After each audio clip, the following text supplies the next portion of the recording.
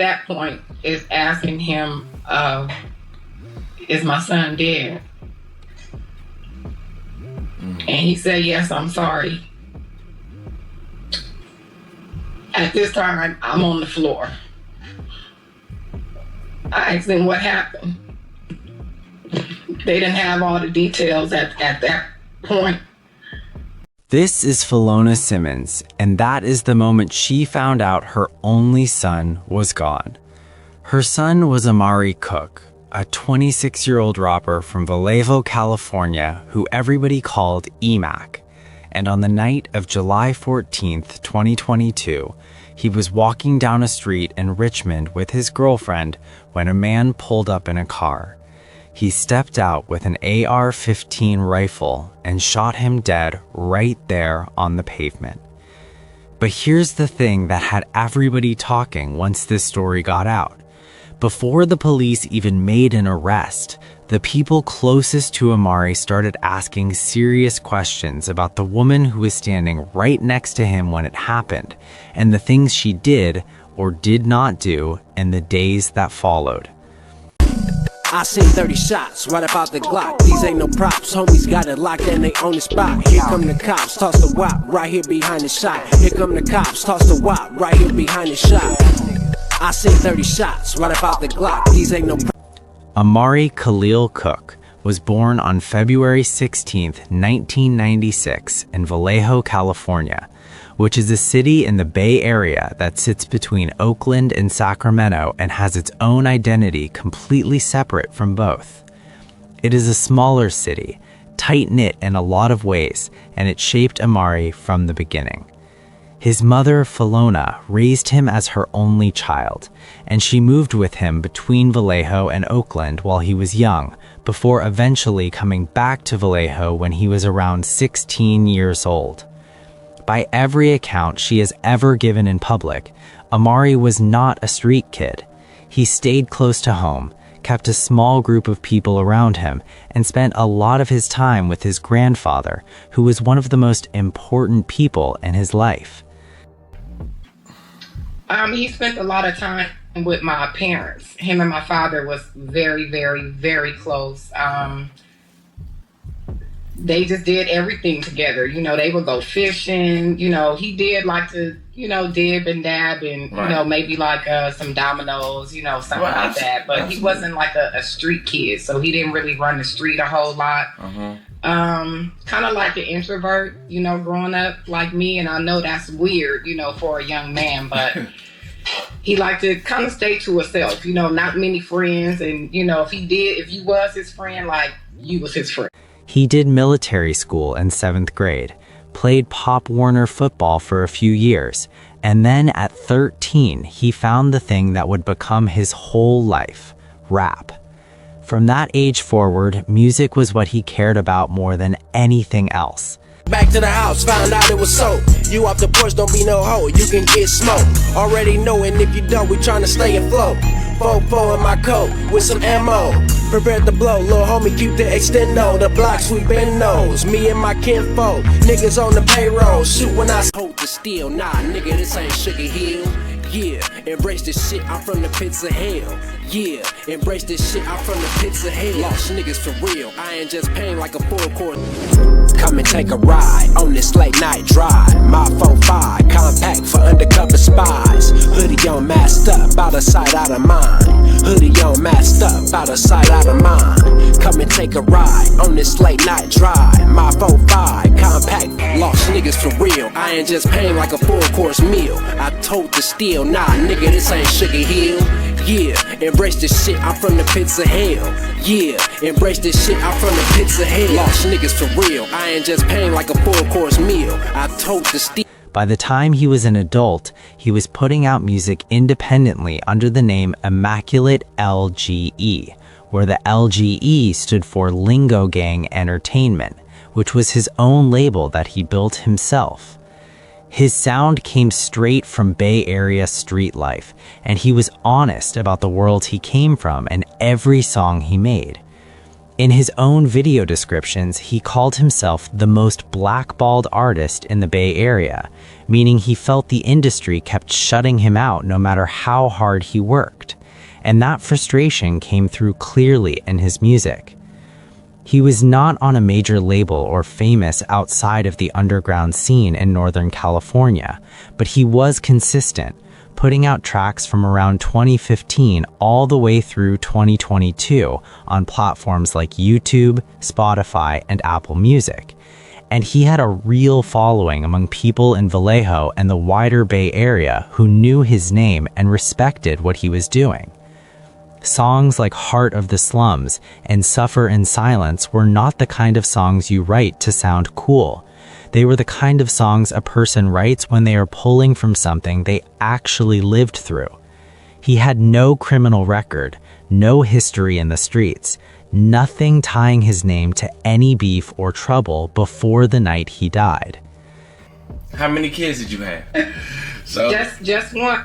I just had my young prince. Your young prince, right. Wait, what year was he born?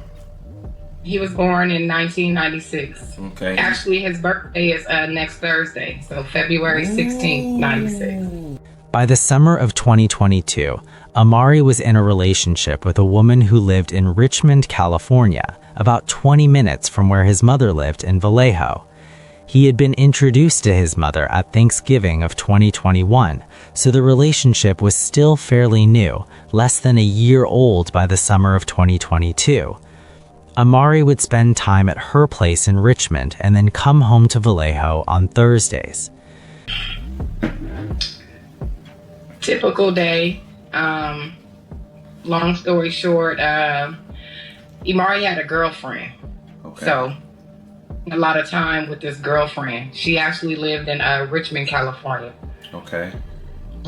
No, I wasn't a fan of my son being out there. However, again, he would be back and forth, from Vallejo to Richmond. He would come home on Thursdays if he was in Richmond.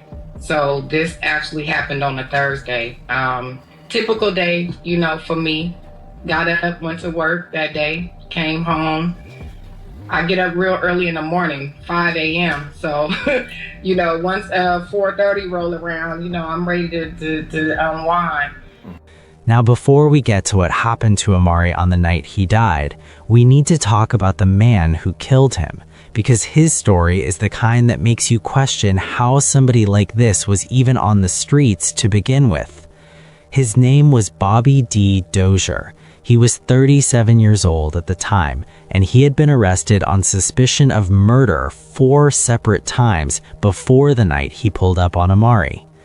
Why was he out on the street? Right. He had no business being out on parole.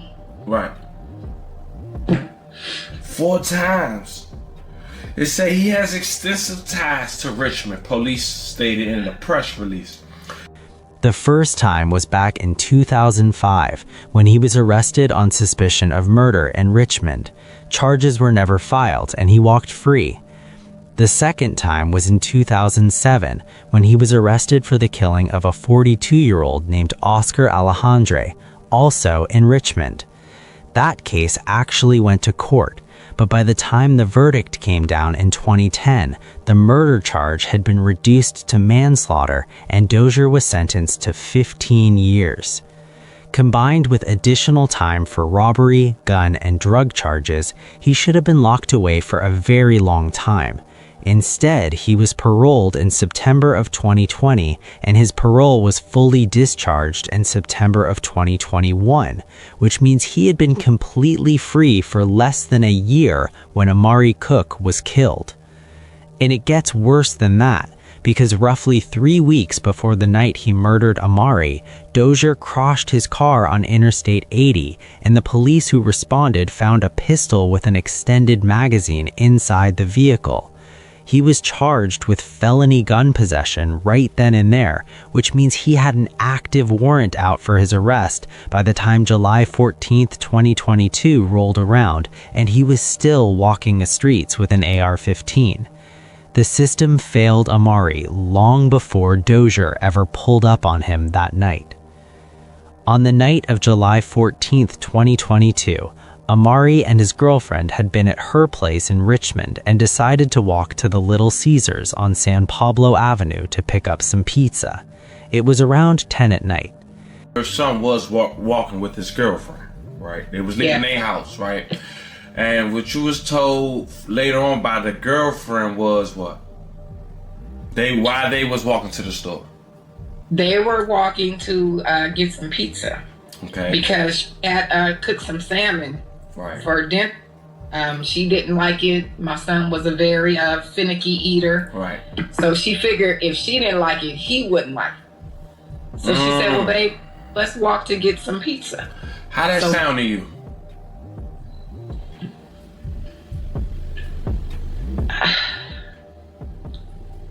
I don't know. They were walking near South 49th Street and Cutting Boulevard in Richmond when a Cadillac came up behind them.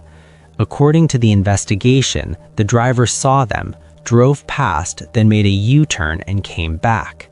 Somebody in that car spotted Amari, made a choice, and circled back.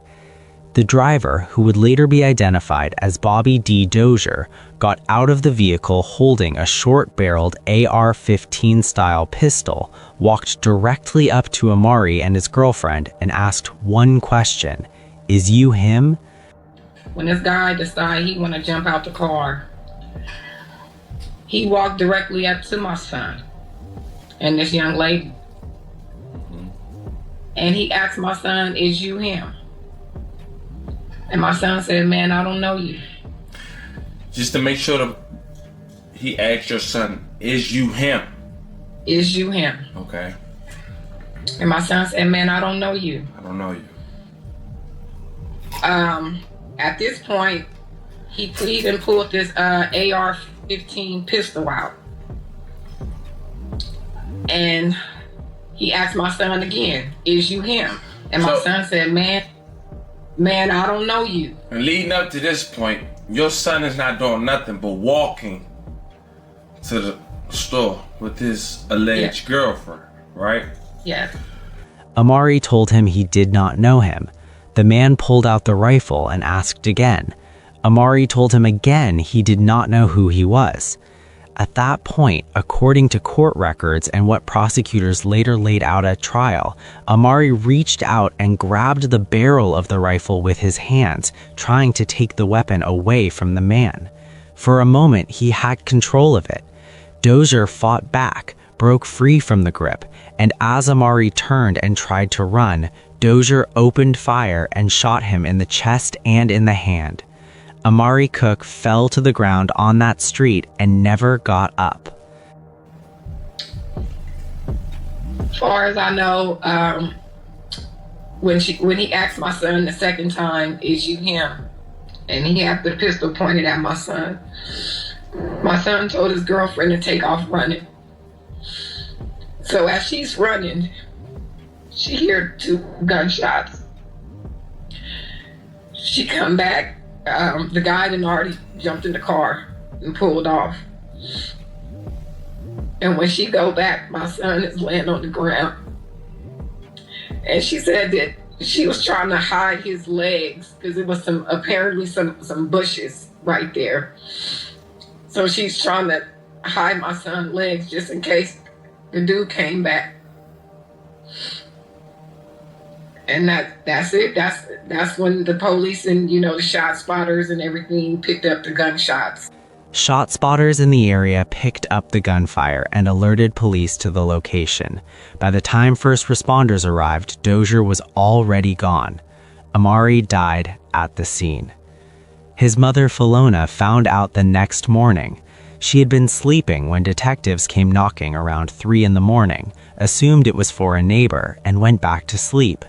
When she woke up at 8, there was a voicemail from a Richmond Police Department detective waiting on her phone, and she called her father before she even finished reading it. I read half of the message. It was from a detective from the Richmond Police Department. So I called my father.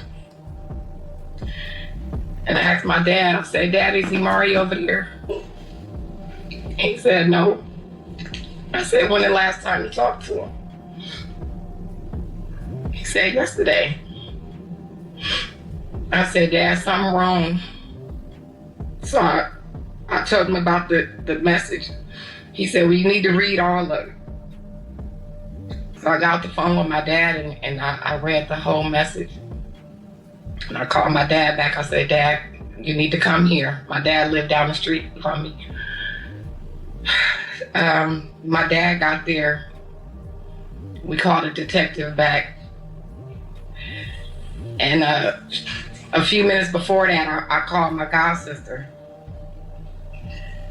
And I'm telling my god sister something ain't right.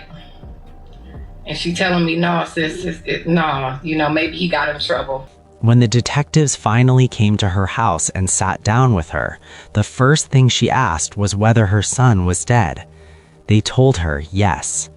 The second thing she asked was where the girlfriend was, because she had known from the night before that Amari was in Richmond with her. And I asked where was the girlfriend. Because you knew from the night before he was with his girlfriend. Okay. Yes. Okay. They told me that they had interviewed her and all that, and that she was gonna call me. The police told Philona the girlfriend had been interviewed and would reach out to her. Philona waited, called the girlfriend's phone throughout the day, and it went straight to voicemail every time. She didn't know if she was blocked or if the phone was switched off, so after hours of waiting, she grabbed two friends and drove to Richmond to find the girlfriend herself. I grabbed two of my girls and I say, let's go. So we pull up to her house. She wasn't home, but she lived with her uncle. So her uncle let us in, he called her, and an older lady, I guess a relative, brought her around the corner to her house where we all were waiting for. She got out the car, I embraced her, she's crying. I'm asking her what happened to my son. She's gibberish when she's talking. We take the conversation from outside to inside her residence. We're waiting for her to go upstairs and gather a couple of my son's things that I went over there to retrieve so I can take back home with me. One of my sisters asked her, did she need any help, gathering Amari's belongings? Because she's not downstairs with us. Mm-hmm. She's supposed to be getting some stuff ready to give to me. Right. My god sister asked her if she needed any help. She said, hold on a minute. Right? So a few minutes later, she comes to the top of the stairs and she tell my sister, okay, yeah, you can come up and help me now. Philona held the woman and tried to comfort her. She was crying, barely able to speak clearly. Philona didn't go in there with any accusations. She just wanted to understand what had happened to her son. They went inside the house and Philona waited while the girlfriend went upstairs to gather some of Amari's belongings for her to take home.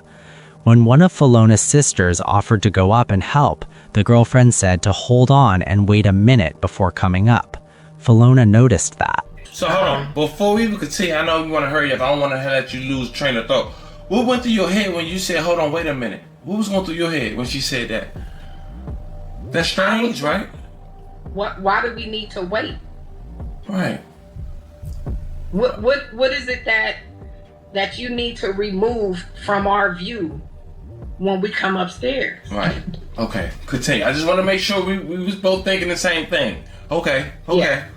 When the sister finally got upstairs, the room looked like it had been gone through, like someone had been in there pulling things out or hiding things before letting anyone else in. Philona's sister asked whether Amari had left any jewelry there, not specifying what kind, just asking generally about jewelry. The girlfriend told her no, that he must have had it on him the night he died. A few days later, someone from Philona's family found the girlfriend's Instagram page and took a screenshot. In the photo, the girlfriend was wearing Amari's chain around her neck, a custom piece with the letters LGE on it, which stood for his label. Nobody else had that chain anywhere in the world. He had it made specifically for himself. She got something to do with this. Or she know who did this. It was no doubt in my mind. Because number one, you're hiding from me and my family. That's right. When we with open arms, when my son brought you to my door.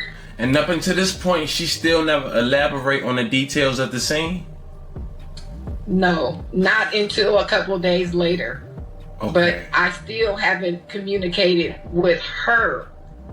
This is a story that she told her uncle. So her uncle related is to you. So she didn't come to you at all. I gotta ask before we continue. How long was they in a relationship? Your son and this girlfriend? Less than a year. Then came the part that for most people who heard this story was the hardest thing to explain away. Amari's funeral was held at Shiloh Church in Vallejo on July 30th, 2022, and his girlfriend, the woman who was standing right next to him the night he was killed, did not show up to say goodbye.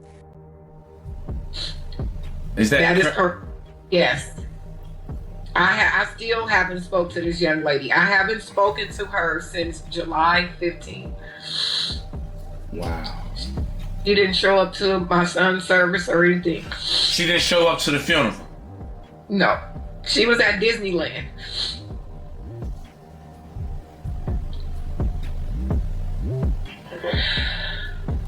So, your son's girlfriend, who was with him the night he lost his life, didn't show up to the funeral? She was at Disneyland? Yes.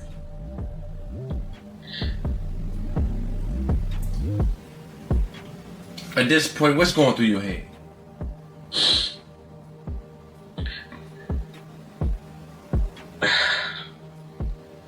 How does that happen? How does you walking down the street with your boyfriend, a person that stayed at your house before, person that you lay in the bed with, and she lied about the necklace as well? Yes.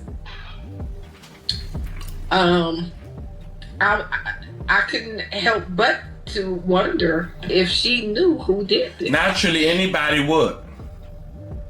Or if she was even in on it, you know? It was else to eat in the house. Y'all gotta go walk in at 10 o'clock at night for some pizza.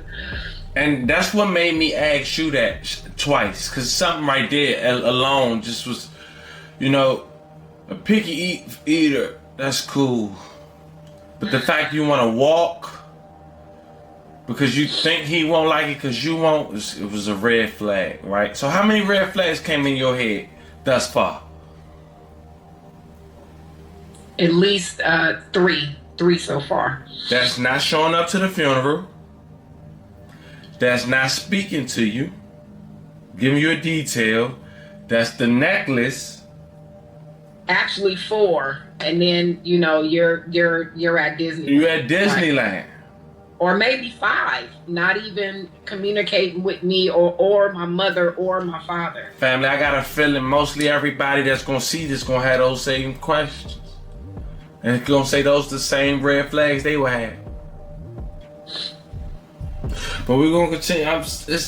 It's crazy because we gotta this something telling me, you know, allegedly something don't sit well with me with that everything so far. You know, it's not a coincidence at all. She was at Disneyland 2 weeks after the man she was in a relationship with was shot dead right in front of her. She was at Disneyland. Philona has never publicly accused the girlfriend of setting Amari up or of sharing his location with anyone. What she said was that she could not help but wonder. And once you hear everything about the chain, the voicemail that never came, the room upstairs, and then the Disneyland trip, it is hard to blame her for wondering. 3 months went by between the night Amari Cook was killed and the night police finally made an arrest. 3 months where his mother went to work every day and came home to a house without her son in it, calling detectives for updates and being told the investigation was ongoing. The police were working. She just had no way of seeing it from where she was standing. What detectives had to work with from the very beginning was solid. Bullet casings from an AR-15 were recovered at the scene near South 49th Street and Cutting Boulevard right after the shooting.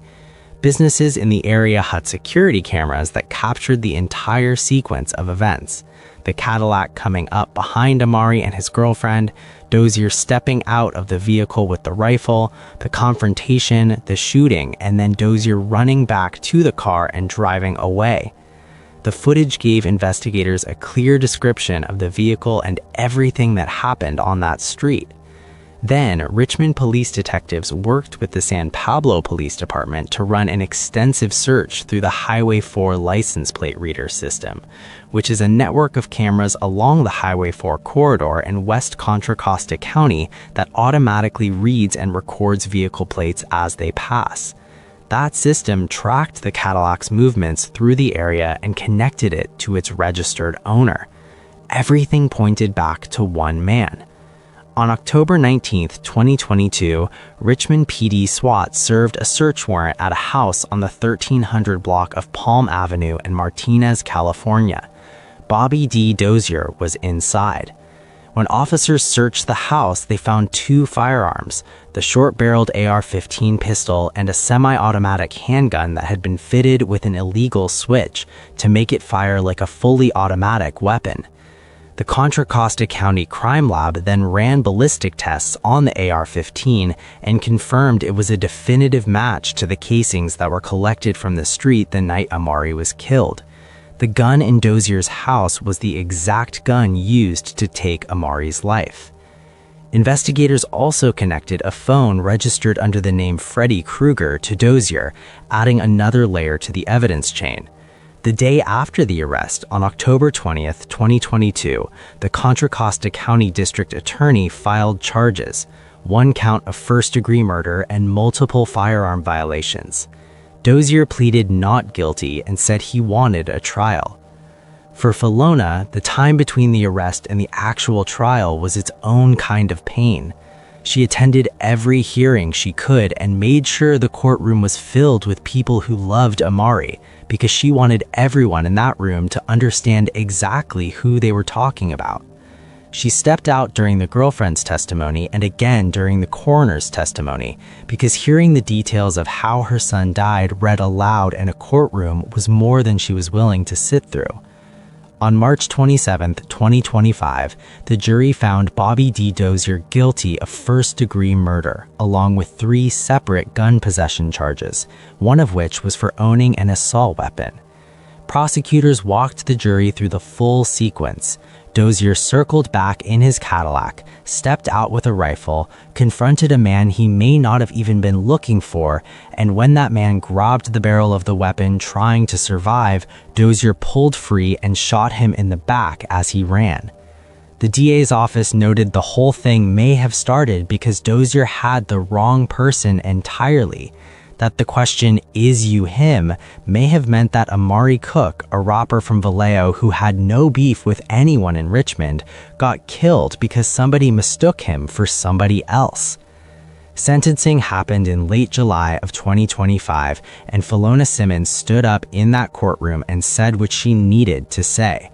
She spoke directly to the judge, reminding him that the same court had given Dozier leniency back in 2007 on his manslaughter case, and she made it very clear that she was not there to ask for mercy on his behalf this time around. The judge sentenced Dozier to 100 years to life, calling him a danger to society who killed in cold blood without any reason for it. The Contra Costa DA's office confirmed in their 2025 annual report that Dozier is currently in prison serving that sentence and will never walk free. Filona said after the sentencing that there was some relief in seeing justice move the way it was supposed to, but she was honest about what it actually meant. The sentence did not give her her son back, and no courtroom outcome ever could. As for the girlfriend and all the questions that surrounded her from the start of this story, no charges were ever filed against anyone other than Bobby D. Dozier. No evidence connecting her to what happened that night was ever made public, and every unanswered question about the chain, the silence, and the Disneyland trip remains exactly that, unanswered.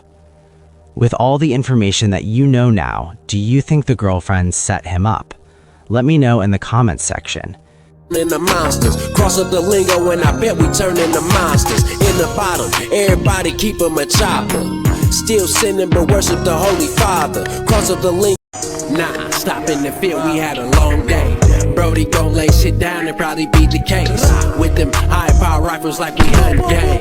With the shells dropping kinda sound like loose change. Click on one of the cards on your screen to see more videos like this. See you in the next one.